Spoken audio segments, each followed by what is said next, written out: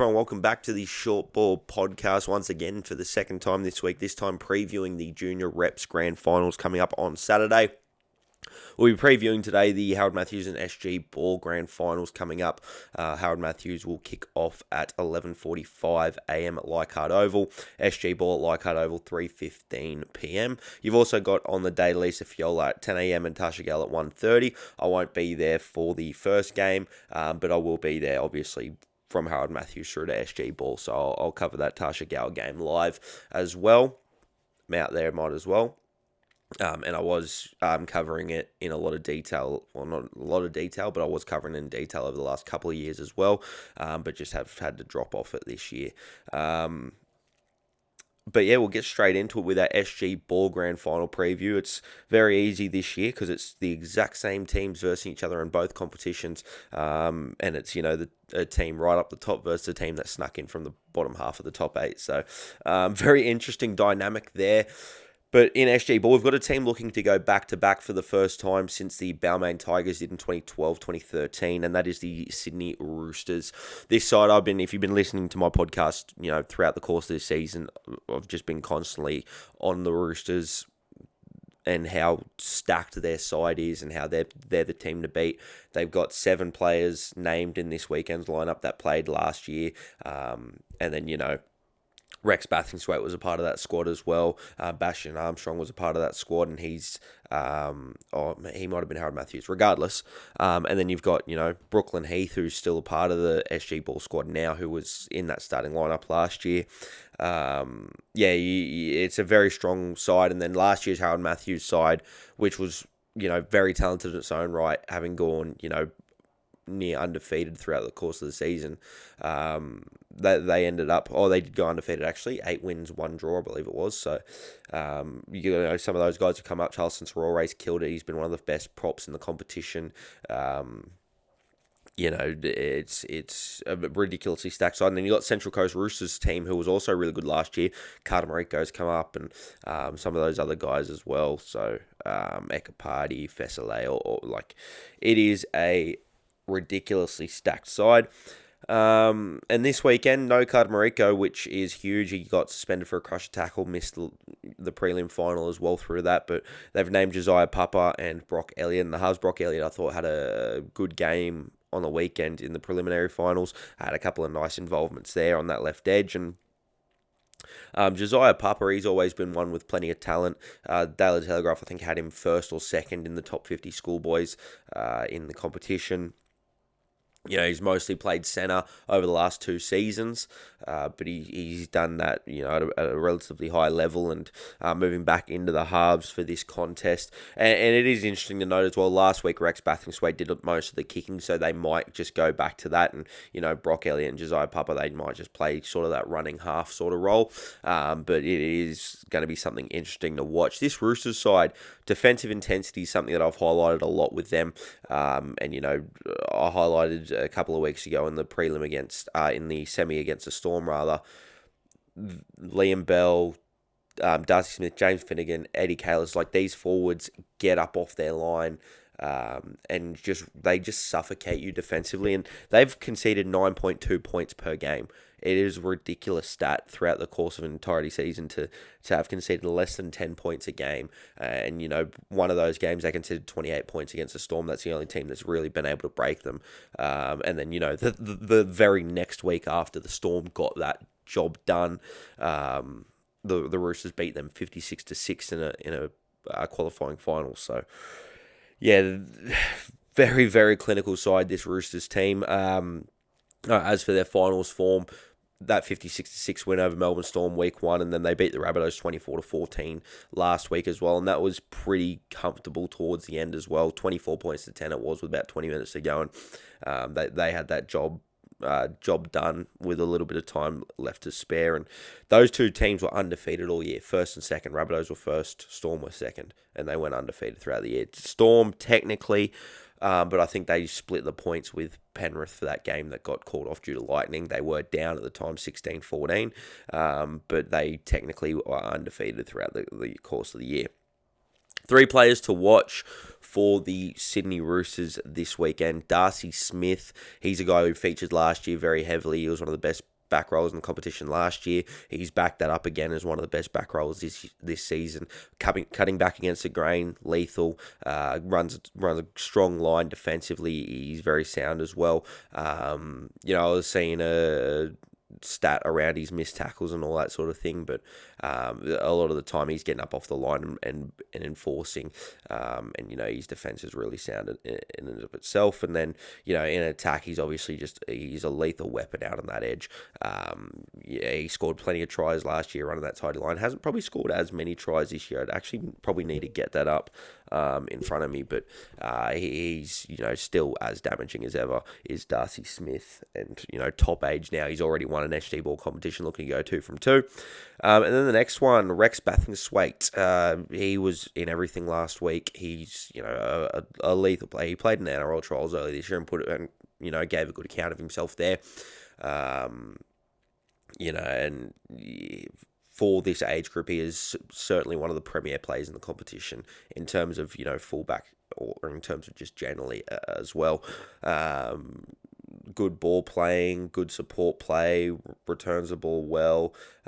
He's been called out under the high ball a little bit over the recent sort of weeks, but I don't have any real concerns with him under the high ball in terms of, you can try and exploit it, but I just don't know that it's necessarily as big of a weakness as maybe the last couple of weeks has pointed out. And I just expect him to have a big game here as well. And it's the class players, Darcy Smith, Rex Bathingthwaite, they're the class guys in this team. And a guy who I think has been the best lock in the competition, my third player to watch, is Eddie Kalis.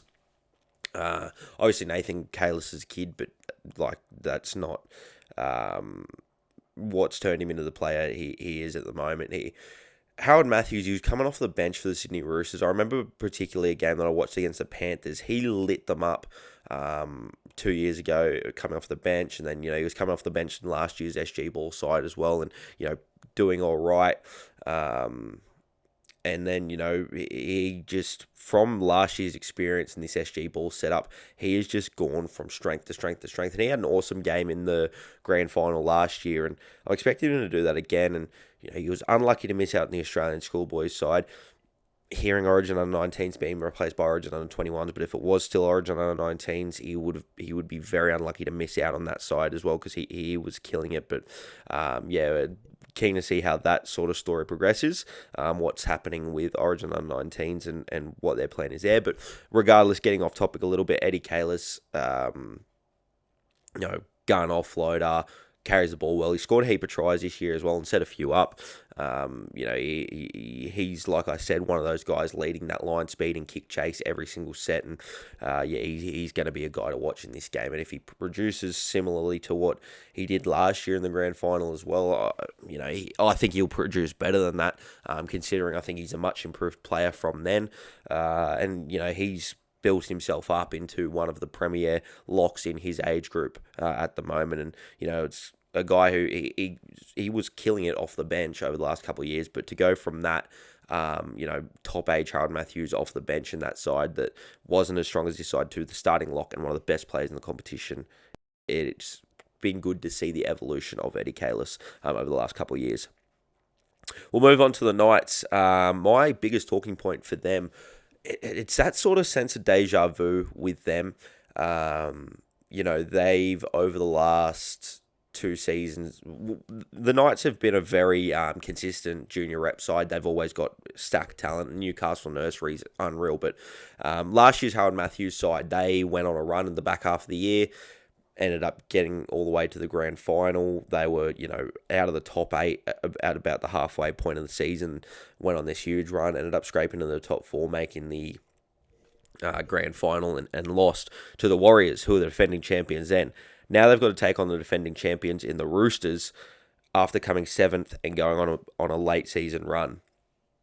They were 6th in defence throughout the year, 8th in attack, finished 7th on the ladder, but it was that last couple of weeks, I want to say post post Panthers game might have been the last couple of weeks. They really saw an uptick in the performance of their forward pack in particular, which I've highlighted, a number of times over the last couple of weeks. And and then this finals run, like you look at the form that they've carried. They beat the Panthers 36-22 week one. Then they beat the Storm 36-10. The Storm would come off a 56-6 loss to the Roosters, but that is still a super impressive performance over an undefeated side. Undefeated in the regular season, rather.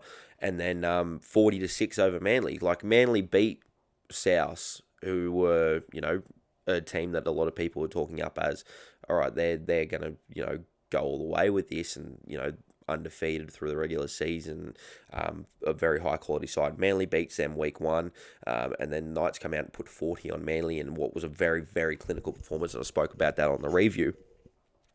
But the form that this Knights side is carrying into this grand final cannot be ignored, despite what the stats might tell you about where they finished on the ladder and what they did throughout the regular season. They're right up there, and they lost 28 points to 4 over the Roosters earlier this season. I think it was round 4 that these two teams played each other. In that game, the Roosters suffocated Newcastle. They played a very, very good defensive game, and that was sort of the first time that I'd, publicly sort of spoken about the Roosters' defensive intensity and pressure, because it was just so suffocating in that particular game. The Knights completed at 58%. They won't do that again. I just cannot see a world where the Knights just make so many errors. And, a key guy who I'm going to talk about in a second for this night side made a number of really poor yardage errors in that game as well. And he's a guy who's got a higher standard than that. And we'll see how he turns it around in this game. And the first of my 3 players to watch is Toby Winter. He was unreal last week. He was my Pathways player of the round. He's been a guy who, for the last few seasons, I've hyped him up because of just how talented he is. You get him the ball in the red zone, he's going to create points for you. You can, allow a few errors here and there, because that when you get that attacking opportunity, he's going to capitalise for you, and he did so last week. 2 tries, a try assist, and twice 2 other tries he was in the build up to, and defensively he was really good last week as well, and he's just put together season after season of elite junior reps performances. And if you're picking an Origin under 19 side, he'd be in the centres alongside Dane Jennings, and I don't think you'd find anyone who watches these junior competitions that would argue otherwise. And yeah, he's just an elite calibre of a performer at this age group, and I'm very keen to see how he goes in, on the biggest stage in a grand final, because he hasn't had that opportunity yet, Toby Winter, to perform in a grand final. He was a part of Hunter Sports High's Peter Mulholland Cup charge, over the last couple of seasons. Has done some, he's done some really good things for Hunter Sports, but he hasn't had that chance on the biggest stage to really shine. I'm very keen to see how he goes in this SG Ball Grand Final. The next guy, Chase Butler. Now, can we settle with the Joey comparisons? I'm sick of seeing somebody say next Joey, just because he's just number 7 from Cessnock, right? But I can see why Newcastle fans are getting super excited over this kid. He's 18 years old now. He's an age up, and he's just led his team to the grand final for the 2nd straight year in junior reps competitions. Very, clinical game managing half. He's got talent on top of that, but, the most impressive part about Chase Butler's game as a number 7 is his defense. I'd say his tackle efficiency is up over 90%. I don't have the stats in front of me, but, he's on a number of occasions making huge one-on-one stops close to the line. He done such a good job on Tony Large and Bo McKee last week. And just, over the last 2 seasons in Harold Matthews and in SG Ball, he's proven in his age group of under 18s, he's probably the best defensive 7 in the comp, and that's best defensive 7 in the age group, rather. And that's, comparing him to the likes of Carter Mariko, who's also an elite defensive 7. Just his ability to come up with those major stops that his team needs is right up there, and his chase and his efforts and all these sorts of things. He's a guy that, it's very reasonable for Knights fans to get excited about. Again, under 18s, he hasn't been tested at the Opens level yet. There's so many things that can change from now to then. But in terms of halfback prospects, he's right up there. Is Chase Butler, and if he wasn't from Cessnock, he probably wouldn't have the pressure of those Joey comparisons that the journalists want to throw up. But yeah, he's obviously a class guy to watch. And Diesel Hagen, he's one that, he got his New South Wales Cup debut earlier this season. He came back to this SG ball side. He's my third player to watch here. And he's come back to this SG ball side and lit it up over the course of this final series. He's been one of their best players in each of the 3 games that they have played. He come away with an injury in the semi-final. He come off and was on crutches or in a moon boot or something. And but he's ended up being sweet and played an awesome game against Manly last week. And, I've named 3 spine players here. I haven't even named any of their forward pack who have probably been the stars of the show in this final series. But, these 3 guys are extreme class. And when you got a forward pack that's in the form that the Knights forwards are with, 3 guys in key positions like Toby Winter, Chase Butler and Diesel Hagen, that's going to cause dramas for whatever team you're versing. So I think, a lot of people might on face value look at this contest and go, hey, the Roosters are the significantly better side in terms of, ladder position, defensive, or like defensive attacking stats, all these sorts of things. But do not ignore the form of this Newcastle Knights finals run at all. And the Roosters 56-6 over the Storm and 24-14 over the Rabbitohs. Like, you just tie that form in. They've beaten the Storm by 50. Knights beat the Storm by 26. Not that it matters. It's still a huge win. But I'm very keen to see how this one plays out. I do think the Roosters will win. I've been saying all season that I think the Roosters will win. I've said it since the preseason, since I've seen their team list pretty much. Which, if you've been following the junior rep scene, this is one of the more stacked sides you'll ever see. But yeah, I've just learned not to underestimate a team in form. Harold Matthews, we'll start off with the Roosters once again here. They finished 6th on the ladder. Another team, though, that they were 3-3 halfway through the season. Then they have just won their last 5 games straight in very convincing fashion as well. Or, in terms of they've looked very good in doing so. I said it a couple of weeks ago, they're a fun footy side to watch, and just their defence as well, line speed, shots on, all these sorts of things. Back rolls and halves, they hit and stick. It's an entertaining brand of footy that this team plays. I think they've got the best spine in the comp. Harper Boothroyd, he's been killing it this season. Particularly last week, 3 try assists, 4 line break assists. He had an awesome game. Charlie Webb and Sam Large.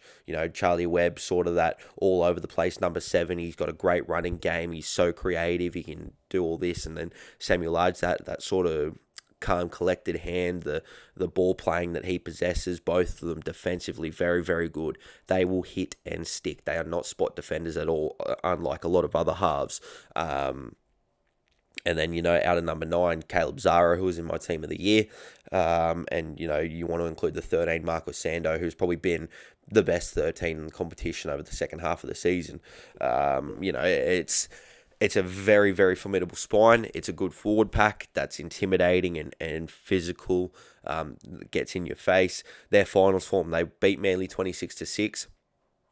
Didn't quite complete it at a huge percentage there. Their attack wasn't quite clicking, but, defensively, they just overwhelmed Manly. They forced the halfback to kick out in the full 2 or 3 times, just with their kick pressure and all these different, little parts of the game that build up into just suffocating the opposition. And then they beat Panthers 22-14. Again, another game where they didn't complete all that high. I think they completed about 63% in this game. But again, it was their defensive intensity and their physicality that got them over the line there. And then, the Steelers, probably their most complete game, and it had to be against the Steelers side who was up for the contest. They beat them 36 points to 26. They gave away a fair few penalties in this contest, probably going over the top in terms of, what I was speaking about with their physicality and that. But, they conceded tries off kicks for the most. I think 2 or 3 of their tries were off kicks, the Steelers.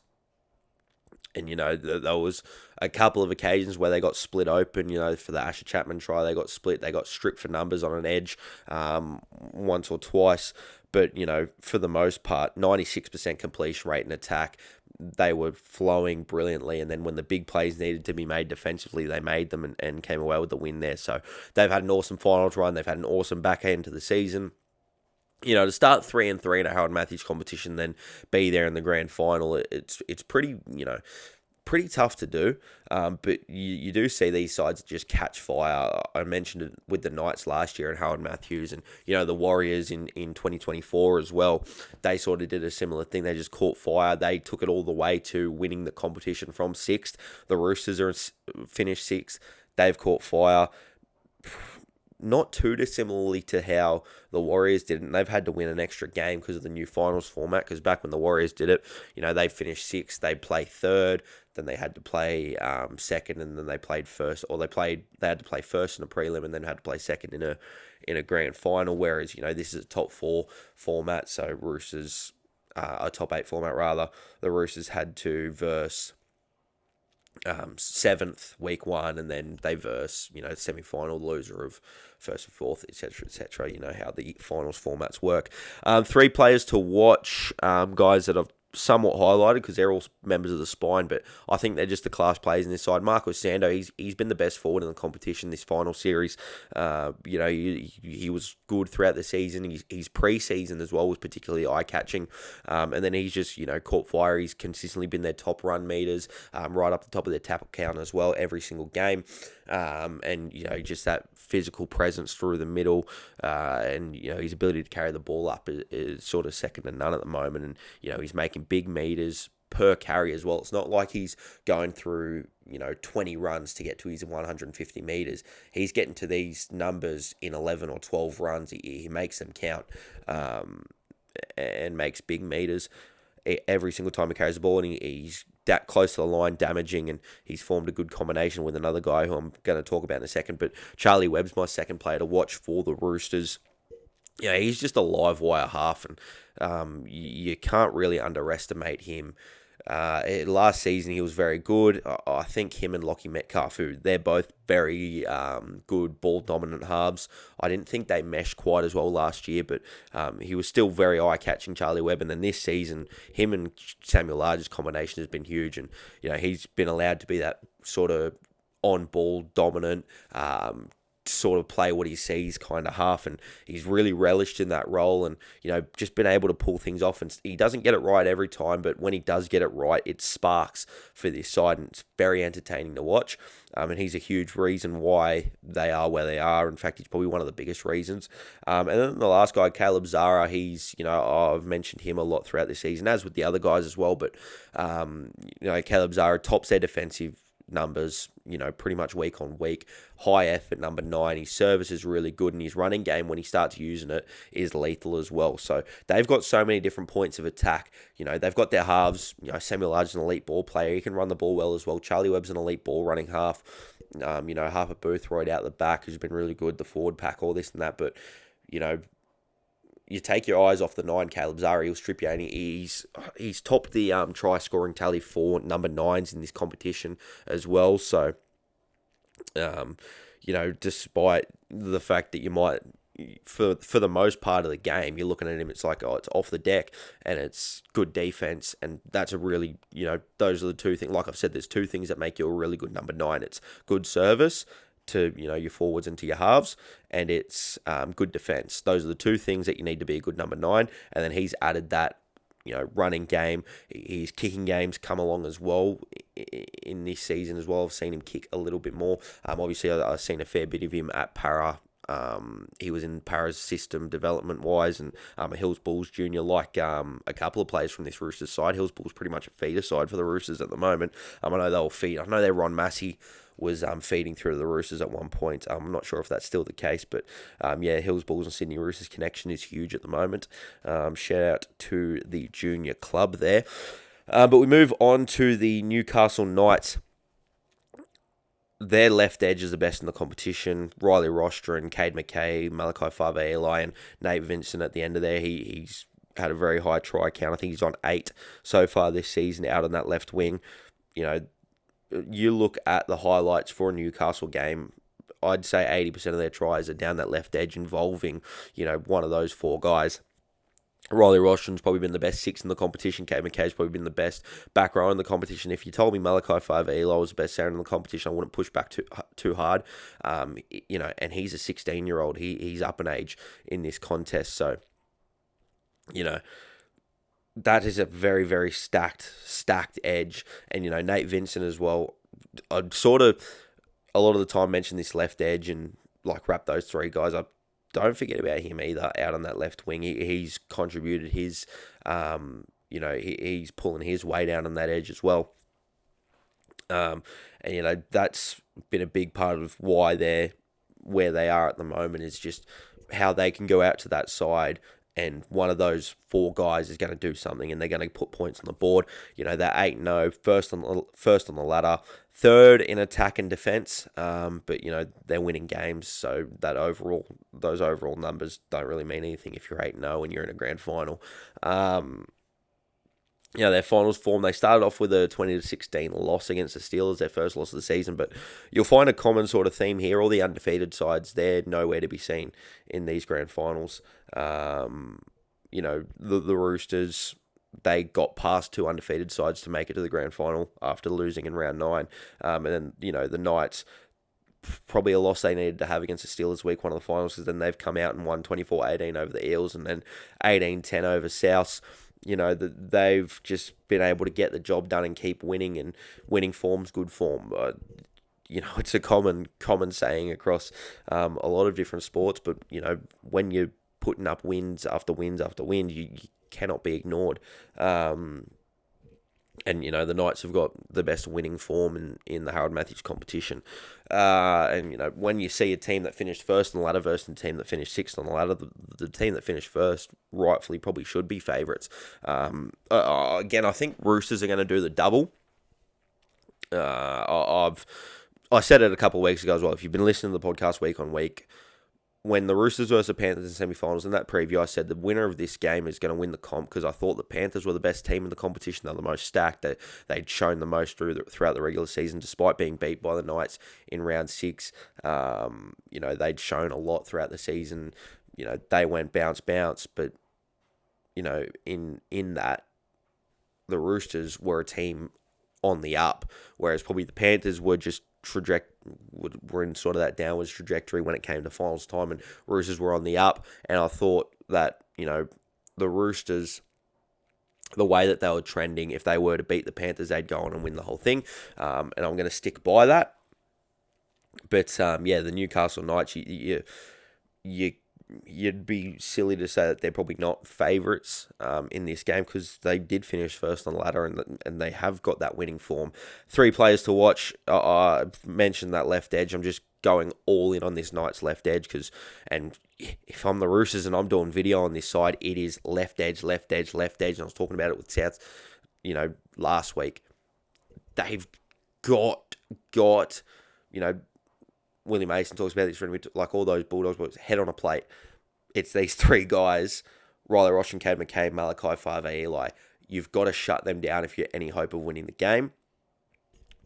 And, Riley Rostron, silky ball playing, good running game, electric, all these sorts of things. Cade McKay, his kick chase is lethal. Runs a good line, strong with the ball in hand, good defender. Malachi Faiva'Elo, you only have to look at his numbers last week to show what he can produce. You 219 run meters, 11 tackle breaks. Those 219 run meters come from 21 carries, 13 tackles without a miss. He's those 3 guys out on that edge will just give you so much attack, and with ball in hand, they run the ball very strongly, and defensively they're sound as well. So you've just got to do a job on those 3 if you're any chance. But we'll wrap up the grand final preview there. In terms of tips, like I said, I think Roosters will do the double. And I'll just put this one in there because I've been very pro Roosters, and I'd like to be a little bit anti Roosters for you Roosters fans. Not all of them are U juniors. Half of them are from the Central Coast. Hills Bulls, Parramatta juniors, New Zealand juniors, all these sorts of guys. So you still got no juniors in grubs. But nah. With the Roosters right there, they're building a brilliant pathway out there. And the bloke who The bloke managing their pathways at the moment is the same guy who was at the Raiders, I believe, who was signing, the likes of Sav Tamale, Chevy Stewart, and all them, brought all those guys down to Raiders, and everyone was praising the Raiders for their junior recruitment and development and all that sort of thing. Same guys at the Roosters. Now, I might get his name up just out of respect. Roosters, bear with me. Roosters, had a pathways recruitment, I believe. But yeah, it's the same guy. I'm fairly certain, and he's been able to recruit and retain, elite players in their system, which is allowing them the chance to go back to back and allowing the chance to do the double here.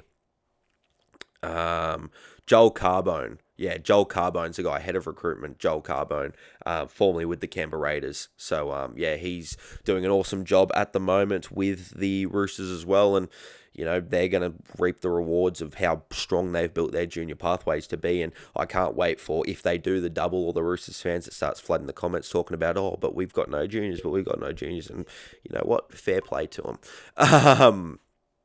Anyway, wrap it up. See you on the next one.